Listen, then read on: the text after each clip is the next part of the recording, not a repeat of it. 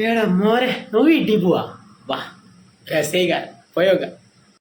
Ticket വേഗം എടുത്തേക്കാം, കാരണം ട്രെയിൻ എത്താൻ നേരെ ആയിട്ടുണ്ട്. ട്രെയിൻ ഇപ്പം വരും. വേഗം ടിക്കറ്റ് എടുത്ത് അപ്പം തന്നെ എന്ത് ചെയ്ത് ട്രെയിൻ വന്നതുകൊണ്ട് പിന്നെ എന്തായാലും അതിൽ കയറണമല്ലോ. കയറി സീറ്റ് കിട്ടി. സീറ്റ് കിട്ടുക മാത്രമല്ല കിടക്കാനുള്ള ഓപ്ഷൻ വരെ ഉണ്ടായിരുന്നു. പക്ഷെ എന്ത് ചെയ്യാനാ, കണ്ണൂർ എത്തിയപ്പോൾ ആൾക്കാർ കുറേ കയറിയിരിക്കണം.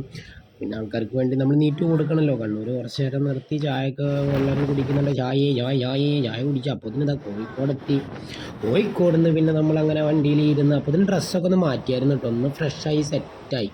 എന്നിട്ട് പിന്നെ പുറത്തുള്ള കാഴ്ചകളും കണ്ടിരുന്നപ്പോഴേക്കും എവിടെ എത്തി, നമ്മളെ കുറ്റിപ്പുറത്തി പിന്നെ ഇറങ്ങണമല്ലോ, കാരണം അവിടെ നിന്നാണല്ലോ ഇനി ബാക്കി പോകേണ്ടത്. വേറൊന്നും നമ്മുടെ കുറ്റിപ്പുറമൊക്കെ വേറെ ലെവലായിട്ടുണ്ട് കേട്ടോ. നമുക്ക് റെയിൽവേ സ്റ്റേഷനൊക്കെ പൊന്നിപ്പൊളിയായിട്ടുണ്ട്.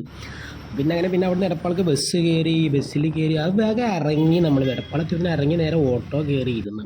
ഓട്ടോയിൽ അങ്ങനെ പോയിക്കൊണ്ടിരിക്കണം. അപ്പോൾ ഇത് പറയുമ്പോഴാണ് നോക്കി നമ്മളിപ്പോൾ പോകുന്നത് മലപ്പുറം ജില്ലയിൽ കൂടെയാണ് കേട്ടോ.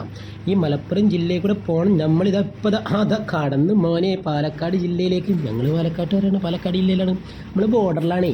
ഇനിയിപ്പോൾ ഇവിടെ നിന്ന് തിരിച്ച് കഴിഞ്ഞ് കുറച്ചുകൊണ്ട് കയറി കഴിഞ്ഞാൽ നമ്മുടെ വീട്ടിലേക്കുള്ള ചെറിയൊരു ഇടവഴി കാണും. അവിടെ നിർത്തിക്കോളി. അങ്ങനെ നമ്മൾ അപ്പോൾ നമ്മളൊരു നീണ്ട ഇടവേളയ്ക്ക് ശേഷം നാട്ടിലേക്ക് തിരികെയാണ് ഗൈസ്. നാട്ടിലേക്ക് എത്തി, അല്ല വീട്ടിലെത്തി. ചെറിയ ഇടവഴിയുണ്ട്. അങ്ങനെ നടന്ന് പോകും. ഇവിടെ നമ്മുടെ ഒരു പാപ്പൻ്റെ വീടാണ്. ഇവിടെ 2 ഉണ്ട്. കാട് പിടിച്ചിക്കണല്ലോ. കാട്ടിലായ വീട്. യെസ് ആക്കമാക്കതാ ടൗണെന്ന് ഇതാണ് നമ്മുടെ വീട്. ഇവിടെത്തി.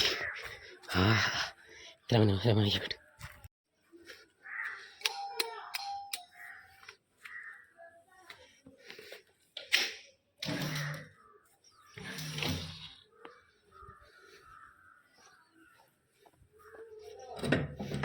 പണിപാളി ആരുമില്ല, വിളിക്കാതെ പറയും വന്നാള അവസ്ഥ. വീട് ലോക്കടാ. ഇതാണ് സർപ്രൈസ് കൊടുക്കാന്ന് ചോദിച്ചു വന്നാണ്. ഇപ്പൊ എന്തായി,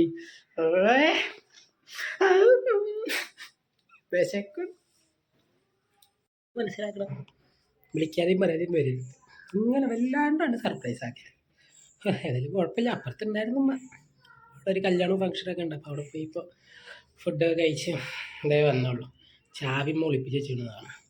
ഞാൻ എടുത്ത് തുറക്കട്ടെ. Okay bye. ഏതായാലും നല്ലൊരു എക്സ്പീരിയൻസ് ആയി. അപ്പോൾ അയച്ചു കൊടുത്താളി ബെല്ലൈക്കണം. ബൈ.